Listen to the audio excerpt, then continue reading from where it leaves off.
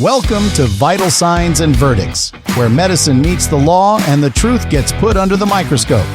I'm Liam, a former hospital administrator turned whistleblower, and your host. I'm joined by my co-host, Elisa, who has an interesting perspective as a former auditor for the Veterans Administration and former medic in the Air Force, and our panel, Hope, a former surgical RN who lived through her own systemic failure, Pete, who holds a doctorate in psychology and helps firms pick juries for high-profile cases, and Dr. Tyler, a medical doctor with a Juris Doctorate who has testified in federal court and before Congress. Before we begin, everything we discuss today reflects our professional opinions based on publicly available information. Nothing here should be construed as legal advice, medical advice, or a statement of fact beyond our own research and personal professional opinions. Today's episode, patient rights. The ones you know, the ones you don't, and the ones hospitals hope you never ask about. Liam, let's start with the basics. People hear patient rights and think it's a poster on a wall, but these rights are real, enforceable, and often ignored. Exactly. At minimum, patients have the right to informed consent, the right to refuse treatment, the right to access their medical records, and the right to know who is treating them. These aren't suggestions, like they're legal requirements. And inside the hospital, the culture often treats these rights as inconveniences.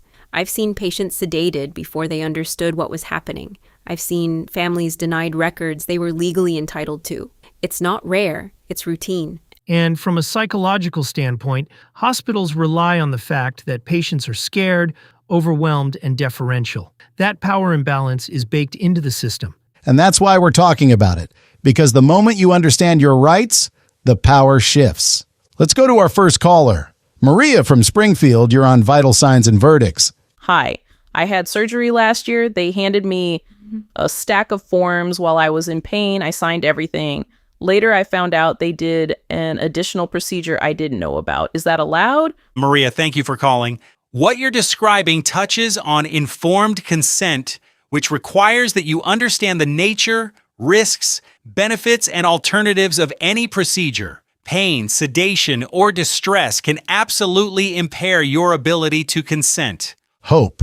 And adding a procedure you didn't agree to, unless it was a true, immediate life or death emergency, that's not consent. That's a violation. Pete. Hospitals often assume patients won't challenge it, but your confusion is exactly why these conversations matter. Maria, you're not alone, and your story is exactly why transparency is non-negotiable. Thank you for trusting us with that. Let's shift to something that shocks people every time, your right to your medical records. Hospitals act like they own them. They don't.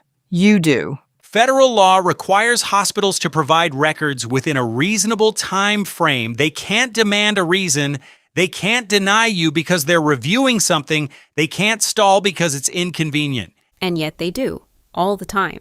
Because withholding information is a power move. It keeps patients in the dark and protects the institution. And if you're listening right now thinking, I've been waiting months for my records, you're not imagining it. That delay is strategic. Let's take another call. James from Hollister, you're on the air. Hi, I'm a big fan of the show. Thank you for doing this. And, well, anyway, my wife passed away in the hospital. I feel like something isn't right about how things went down. So after listening to your show, I went ahead and sorry, this is hard. That is okay. Take your time. Well, I requested her records, and they keep telling me they're not available yet. It's been 9 weeks.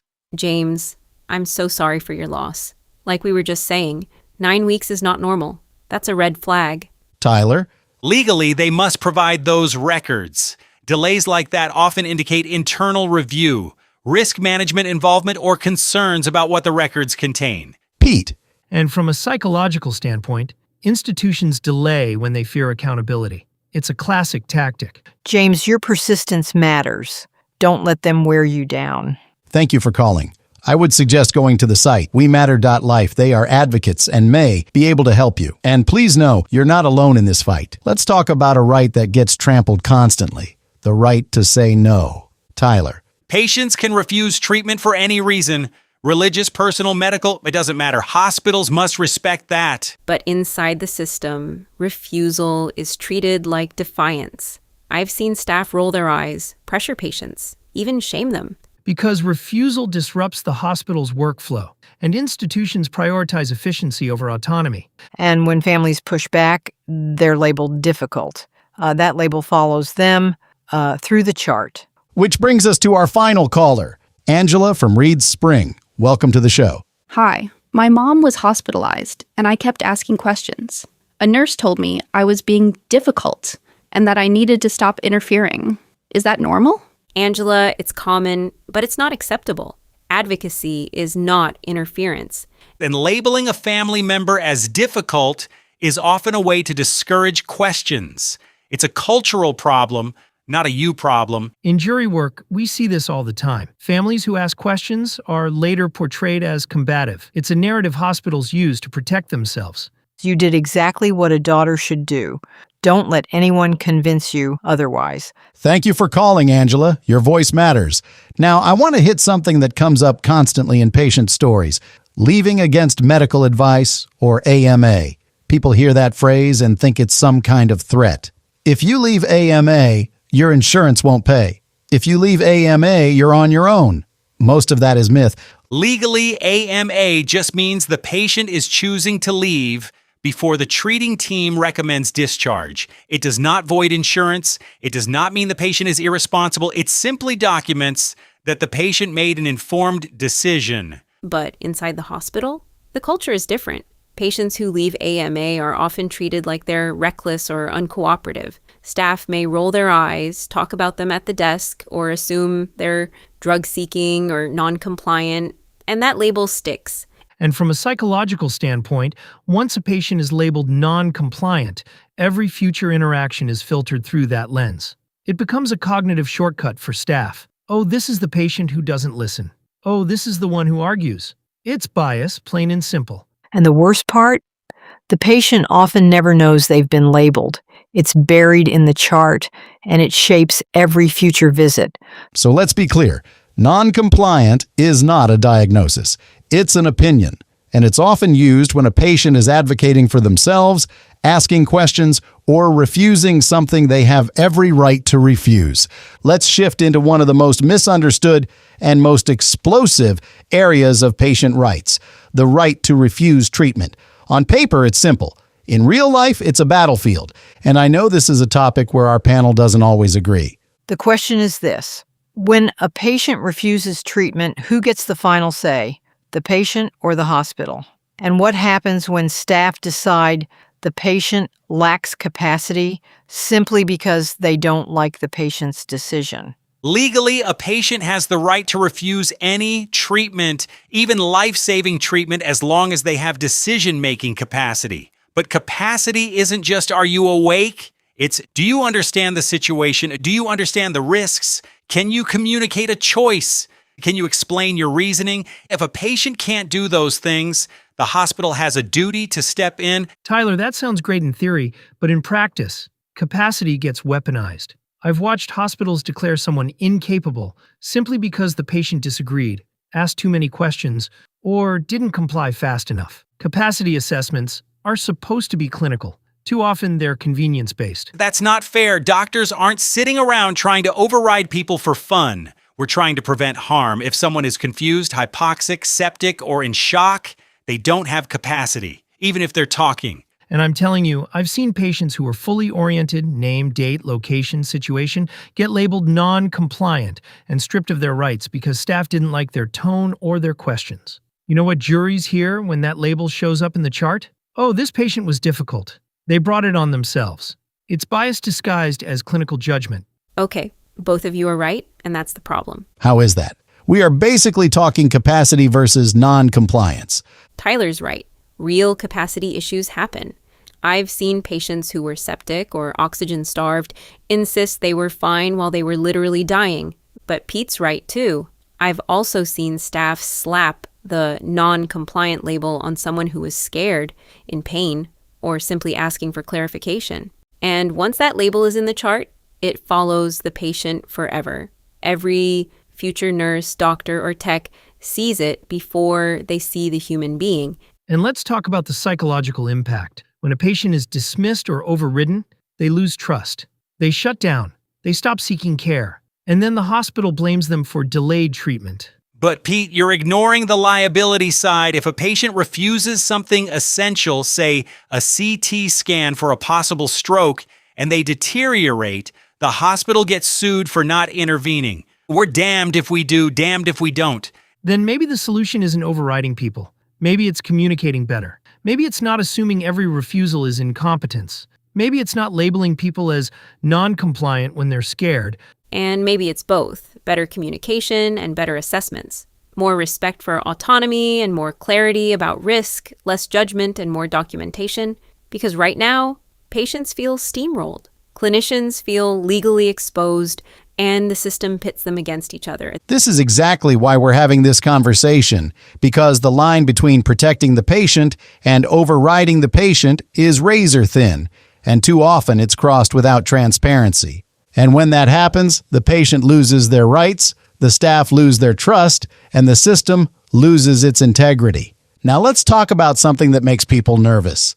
Toxicology screens. Are they legal? Yes.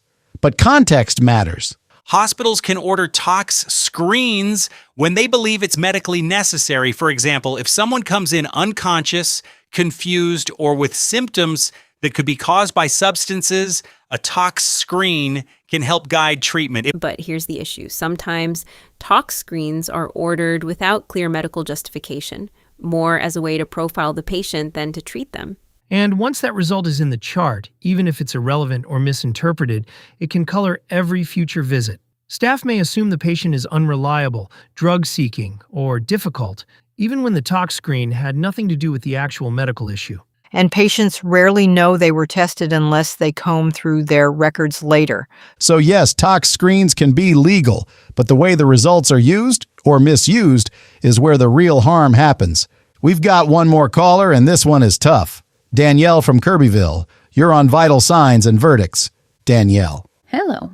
I'm embarrassed to even talk about this. I'm standing here just shaking, talking about it, but whoa. Okay.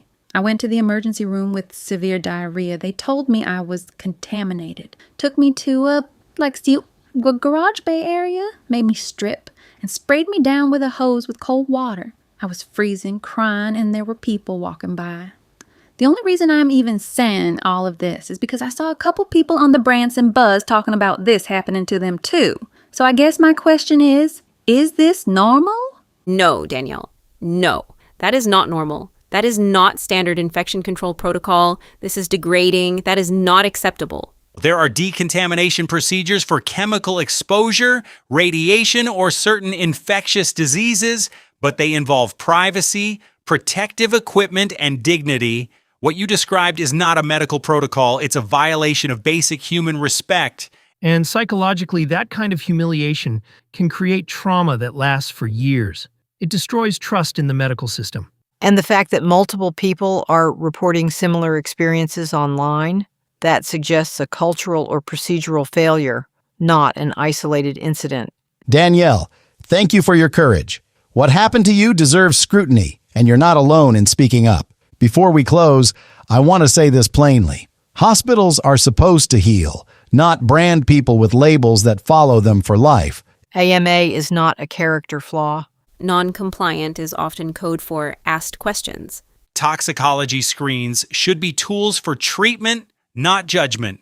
And no patient should ever be humiliated in the name of protocol. If you've lived any of this, your story matters, and we're going to keep talking about it. Before we wrap, let's give listeners the 3 takeaways every patient should know. 1. You have the right to understand every procedure before it happens. 2. You have the right to your medical records without delay. 3. You have the right to refuse treatment, and no one can punish you for it. And I'll add a 4th. You have the right to ask questions. Lots of them. And now one more. You are not to be humiliated while being cared for. That is completely unacceptable.